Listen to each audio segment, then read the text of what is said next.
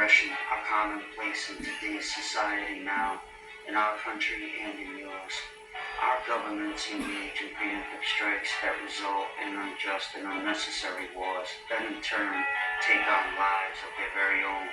Sadly and tragically, we become accustomed to the use of illegitimate force, the kind of force that was once outlawed by the Nuremberg trials after the Second World War.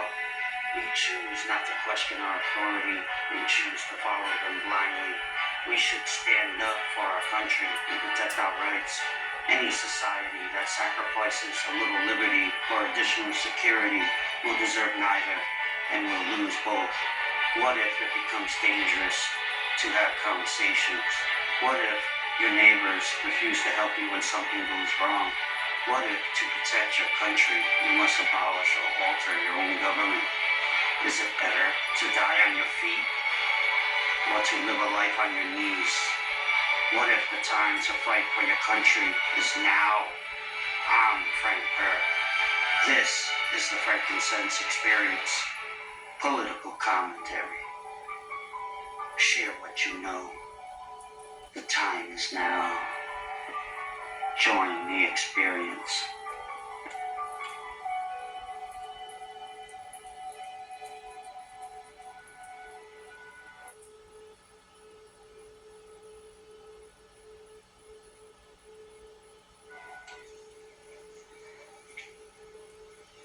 Hello everybody, welcome back to the podcast, episode 15, New World Order. Is it obnoxious to say, I told you so? Man, I've been talking about this since 2014, that's when I first woke up. That's when I consider the war started in Ukraine. And, I remember talking about then how this is starting to look like the beginning of World War I, World War II, where you had some skirmishes and shit blowing up that leads to other things, that goes to the big command. And then, well, look what happened. I think there was a total proxy war, NATO expansion. I spoke about this. I spoke about all kinds of things, how it affects us, how we weaponize the dollar, the sanctions, all this shit. It's ruining the petrodollar. We lost that now. We went off the gold standard in 1971. That changed the economy, all kinds. What gets me, I'm glossing over a lot of things, but I've already said these things in prior episodes and throughout the years on Facebook and all kinds of shit. I've been talking on about this shit for a long time because I've been seeing it. It's over 12 years now. But I've been seeing all kinds of things. And a little bit of research, goes a long way. Public record, and you can find out anything. I found out about, this whole news thing, the fucking Lords of London fucking raising shipping interest, 640%, dude. Nobody could insure a ship going to pass. That's the whole thing with Iran. Israel, the reason why there's no MOU, like I said, market manipulation for us, the oil, and no ceasefire over there. That was my last episode. And, well, look, 2 months later, I wasn't wrong, was I? Look at it. Market manipulation with the oil. And then, now look at the no ceasefire. We lost that war in Iran. The 4 objectives. We failed. And the Strait of Hormuz wasn't an issue before the war. Afterwards, it became a big issue. Look at it now. Now the MOU, we fucking went back on, half of it already? The big hang-up is Article 1. Israel didn't want to stop their shit in Lebanon. And Article 5, where we didn't want to admit we were wrong, and that Iran controls the Strait of Hormuz. Now, what's this bullshit about international waters? There's no international waters over there, motherfucker. It's coastal waters. Now, if you look at international law, which we break anyway, we created those rules and we break them. We created them after World War II, Bretton Woods Agreement. But anyway, international law, territorial waters is 12 miles off the coast. You look at Iran and Oman, and the Strait of Hormuz is 23 miles across. So, case closed there. Territorial waters. So, You know, we're lucky before, and now look.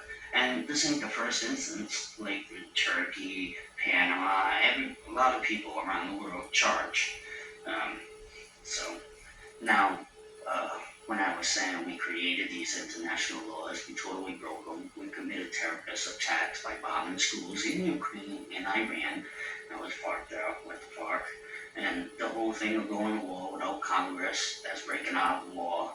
I mean, think about it. I could go on and on. What were the four objectives in Iran that we didn't do, right? That was regime change, the proxies, like Hezbollah, and Hamas, and shit, the other one, what was that? And the Houthis. Oh, the Houthis kicked us out of the Red Sea. Look what they're doing now over there. So, let's see, what was the other thing? That was the two objectives: regime change, the proxies, Ballistic or whatever the missiles and nuclear sponsors, enrichment. ships, the organizations that they sponsor, terrorist groups. Let's see, what were the other two? The nuclear enrichment they wanted, and the ballistic missile program. We failed all four. So, what are they going to do now to send a message? We keep breaking the rules. Look what happens with these ships now. And, well, what are they going to do? A 60,000 ton carrier with 6,000 troops on it? Are they going to sink one? Jesus. There's 240 ordnance combining with the two destroyers, so we could intercept 240. But what if they shoot 500 ballistic missiles? You know, what are we going to do? So, I mean, what are we going to do? Far off the coast of Yemen? I mean, what are they going to do? They're going to keep us 1,000 miles off the coast of Iran. We won't even be able to get close into the strait. They're going to close it. The Gulf states. What about desalination plants? Now, I've mentioned this before. If they take out the desalination plants in the Gulf states, they're all gone. They cease to exist. Even Saudi Arabia. Israel is attacking Turkey, like I said before. You know, how many times do I have to repeat about silver and gold? Look how much it rose in the past few years alone. Jesus, man. You people don't listen. You think I'm crazy, but I went over all this stuff. This is like a recap episode, but it's about the New World Order that I told you about, the unipolar world that we created after World War II in the Bretton Woods Agreement. Us, we ruled it. We made the international laws. And fucking all this shit, NATO, and we got greedy. We push. After the Soviet Union went under, man, we needed an enemy. We made Russia the enemy and a whole bunch of other people, man. That's a huge I no. mean, you could argue, fuck, the 50s, we went into Iran, we interrupted their shit because they wanted to control their oil, and we put in the Shah for a number of years, and then he gets taken out, what was that, 73 to 89, whatever it was, the revolution there, and then we got this other crazy guy there, and it's crazy, the whole damn thing, all this political crap. They're playing games with all our lives, and, grow sleeves in a machine somehow. It's the unipolar world is gone. It's going to be a multipolar world now, multiple superpowers. We just gotta pass it handed to us. In the Middle East, you understand what that means? It's huge. I can't even overstate it enough. What we're gonna do? There's no script here. I'm doing this by my memory. This is off the cuff. This is like everything that I talked about. I'm just repeating myself to those who don't listen. It's crazy. I'm not doing this for attention on Facebook. It may sound mean, but I tried it the nice way before. Nobody cared either way, however I present it. But I'm doing it to try to teach people. Like, they need to have their own epiphany. A lot of people are independent, greedy, arrogant. They care about their own bubble. They don't care about what goes on outside their borders, in their own country, let alone outside the country, halfway around the world. Is it true that none of these people can pick out these countries on the map? Probably, and that's sad. So, Yeah. A lot of people think I make all these posts and crap for attention, and it's not that. That's only one thing I've heard. I've heard all kinds of that I gaslight people. I've heard all kinds of things from different people, family, friends, strangers, follow. It doesn't matter. I'm gonna do what I think is right, what I think is best, regardless. I don't care if it's me against the world. And I just briefly talked about a few things here in this episode. This is huge. Everybody should look into this. This is game changing stuff. And, well, hey, good night and good luck. That's a whole other story. That was a good movie. Robert Downey Jr. did Good Night and Good Luck.